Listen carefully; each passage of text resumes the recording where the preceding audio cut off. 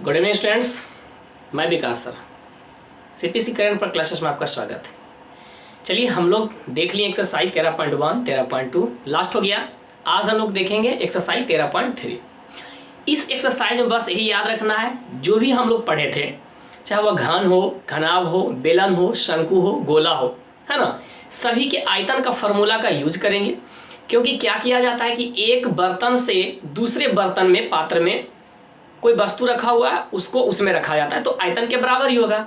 या एक आकार के वस्तु है, अगर घन के आकार के वस्तु है तो उसे पिघला करके घनाभ बनाया जाता है, या बेलन बनाया जाता है, या शंकु बनाया जाता है, या गोला बनाया जाता है। तो हम क्या करेंगे, इस एक्सरसाइज में सिर्फ आयतन को बराबर, यानी कि आयतन का फॉर्मूला आप याद रखिए और दोनों आयतन के बराबर कीजिए। और उसमें कभी आपको पूछ देगा कि उसकी टोटल संख्या कितनी होगी, कभी पूछ देगा उसकी त्रिज्या कितनी होगी, कभी पूछ देगा उसकी ऊंचाई कितनी होगी। बस इसमें यही चीज ध्यान देना है, आयतन बराबर करना है, सारा क्वेश्चन आपसे बनेगा।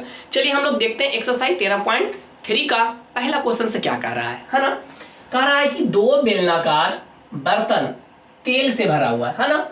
एक बर्तन की त्रिज्या 15 सेंटीमीटर, ऊंचाई 25 सेंटीमीटर दिया। दूसरे बेलन की त्रिज्या और ऊंचाई क्रमशः 10 सेंटीमीटर और 18 सेंटीमीटर दिया गया है। 30 सेंटीमीटर ऊंचे एक बेलनाकार बर्तन की त्रिज्या ज्ञात कीजिए जिसमें दिए गए दोनों बर्तन के तेल ठीक ठीक रखा जा सके। सबसे पहले आप ये समझिए कि दो बर्तन दिए गए। एक बर्तन ये दिया बेलनाकार जिसकी ऊंचाई 25 और त्रिज्या 15। दूसरा बेलन है जिसकी ऊंचाई कितना 18 और त्रिज्या कितना दिया गया 10 दिया है। और इन दोनों में क्या चीज है, पूरा का पूरा भरा हुआ है। क्या चीज भरा हुआ है, तेल भरा हुआ है। दोनों में क्या भरा हुआ है, तेल भरा हुआ है।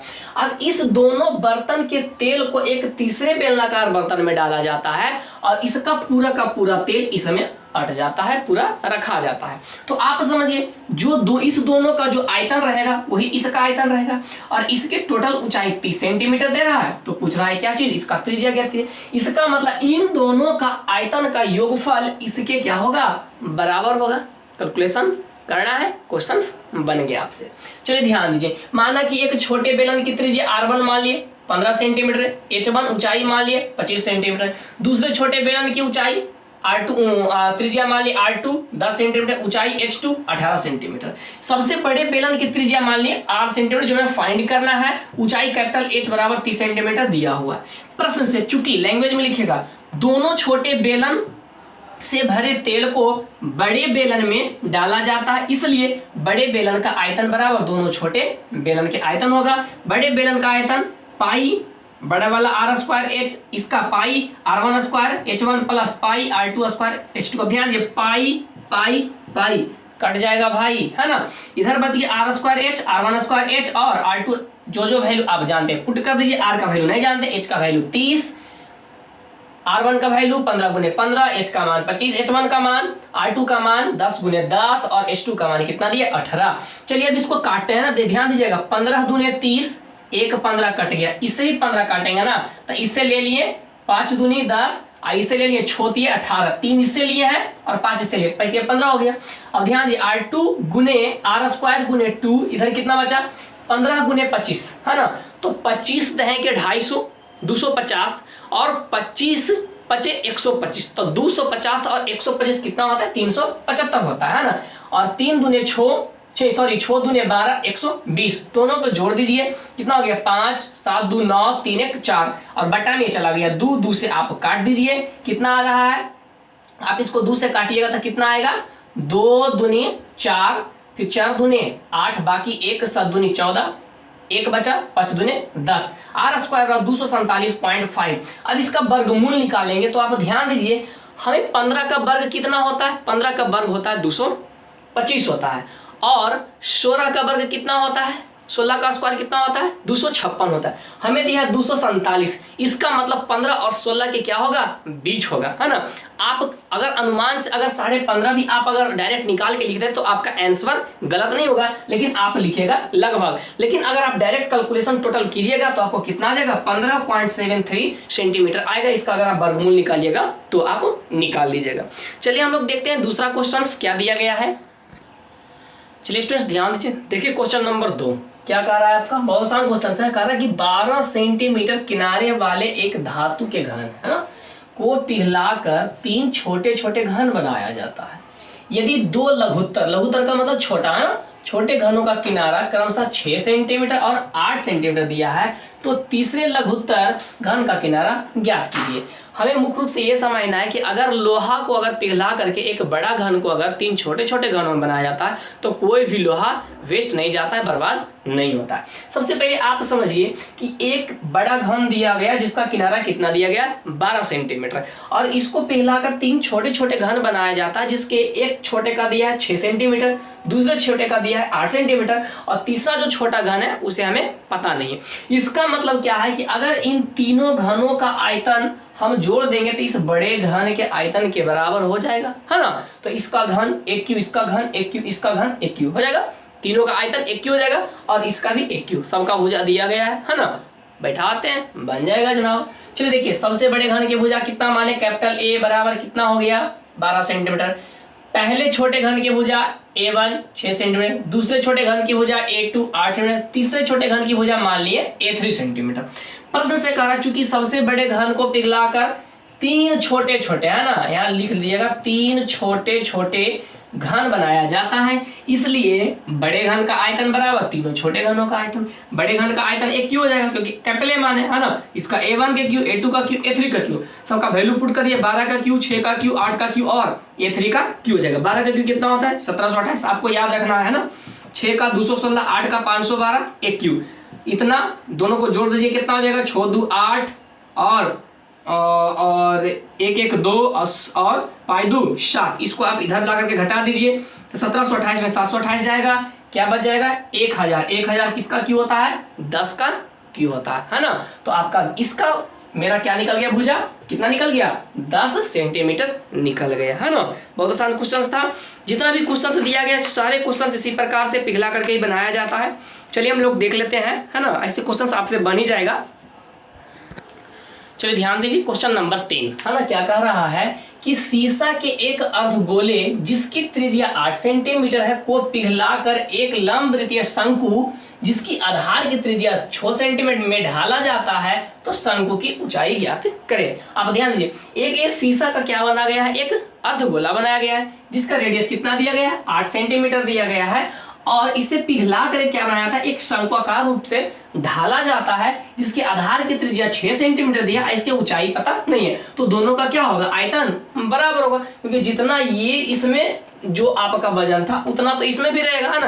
आयतन इसका भी पिघला कर क्या बनाया गया, इसे बनाया गया, है ना। दोनों का आयतन बराबर कर दीजिए। माना कि शीशा के अर्धगोले की त्रिज्या कितना 8 सेंटीमीटर, शंकु की त्रिज्या कैपिटल आर मान लिए कितना 6 सेंटीमीटर, ऊंचाई बराबर कितना आपका दिया गया है 8 सेंटीमीटर मान लिया। अब ध्यान दिए, चूंकि शीशा के अर्धगोला को पिघलाकर शंकु का रूप दिया जाता है इसलिए शंकु का आयतन बराबर अर्धगोला का आयतन हो जाएगा। शंकु का आयतन 1/3 पाई आर स्क्वायर एच, अर्धगोला का 2/3 पाई आर क्यूब। ध्यान दिए 3 से 3 कट जाएगा, पाई से पाई कट जाएगा, बच जाएगा आर स्क्वायर। आर का मान 6 × 6, एच हमें निकालना है, 2 पहले से है।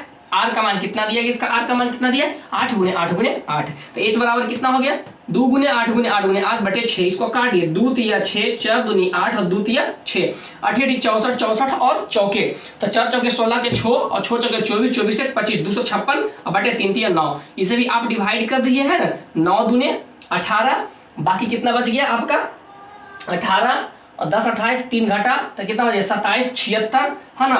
तो 8 9 में 72, 72 4 76 यानी कि 40 और 9 चौके 36, 36 4 40, 4 तो 9 चौके 36, कितना आ गया 28.44 सेंटीमीटर आ गया।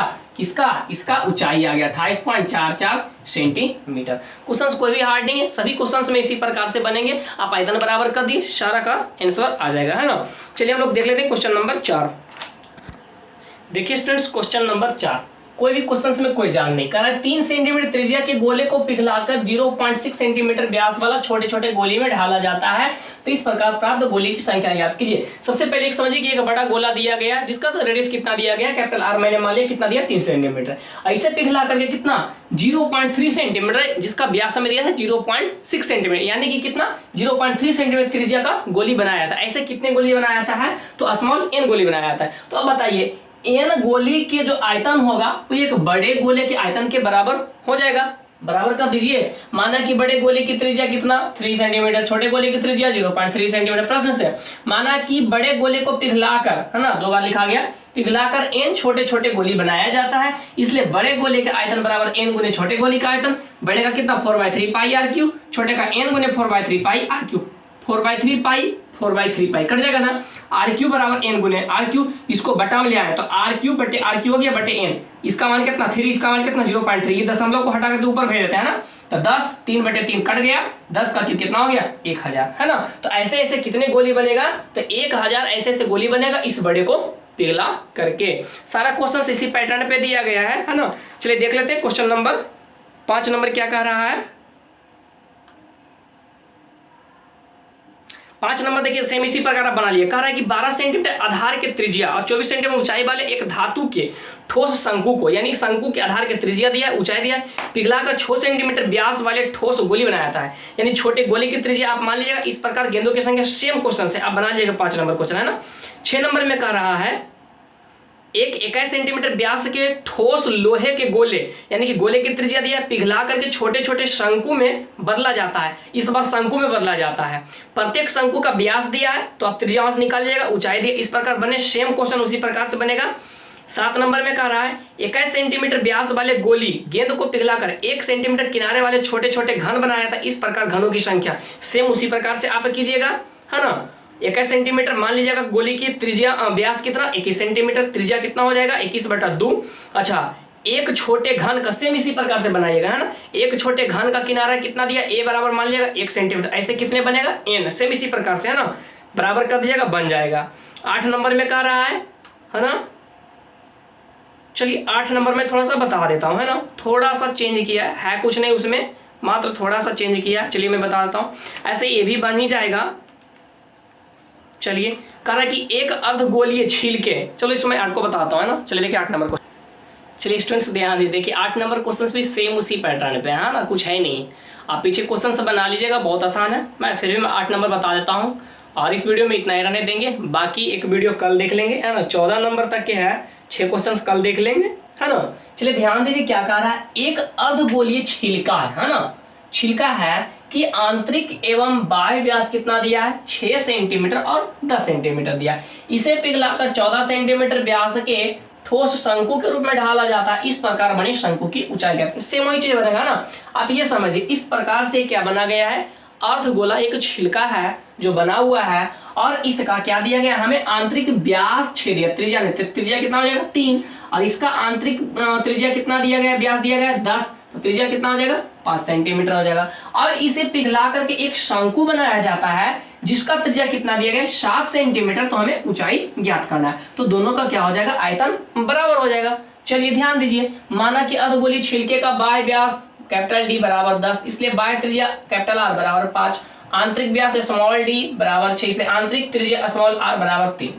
शंकु का व्यास D1 मान लिए क्योंकि यहाँ D था ना 14 सेंटीमीटर, इसलिए त्रिज्या R1 मान लिए कितना 7 सेंटीमीटर, ऊंचाई को मान लिए h, कितना मान लिए h सेंटीमीटर। प्रश्न से चूंकि अर्धगोलीय छिलकों को पिघलाकर शंकु बनाया जाता है, इसलिए शंकु का आयतन बराबर अर्धगोलीय छिलके का आयतन। शंकु का आयतन 1/3 पाई आर स्क्वायर, अर्धगोला का आयतन कितना 2/3 पाई। अब छिलका का ध्यान देना है, पाई आर क्यू होता है ना, तो capital r q minus small r q क्या हो जाएगा, घट जाएगा, है ना। अब ध्यान दीजिए, अगर एक बड़ा वाला दिया है ना, एक बड़ा वाला दिया है और इसके अंदर एक छोटा वाला बना है ना, तो छोटा हम क्या निकालेंगे बड़ा का, तो बड़ा का कितना हो जाएगा 2/3 पाई आर क्यू, और घटा देंगे इसमें कितना 2/3 पाई आर क्यू। अब दोनों घटाइएगा तो 2/3 पाई कॉमन हो जाएगा, तो r q minus r q बन जाएगा, है ना।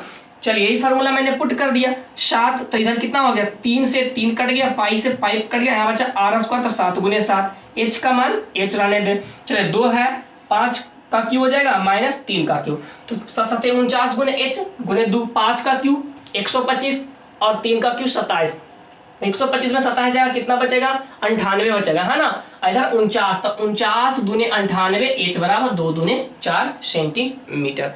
कोई भी क्वेश्चन हार्ड नहीं है जनाब, है ना। सारा क्वेश्चन बहुत आसान है, बहुत आसान है, कैलकुलेशन भी बहुत आसान है। इस एक्सरसाइज को आप जरूर बनाइएगा। इसमें लॉन्ग क्वेश्चंस भी पूछता है और शॉर्ट क्वेश्चंस भी पूछता है, यानी कि 2 नंबर का भी क्वेश्चन पूछता है, ऑब्जेक्टिव तो पूछता ही है, 2 नंबर का भी पूछता है, और इस एक्सरसाइज से लॉन्ग क्वेश्चंस भी पूछता है, 5 नंबर का पूछता है। इसलिए अगर आपको लॉन्ग बनाना है तो आपको इस प्रकार से लैंग्वेज लिखना पड़ेगा और फिगर भी आपको बनाना पड़ेगा, है ना। तो आपको क्या है, फुल में फुल मार्क्स मिलेगा, है ना।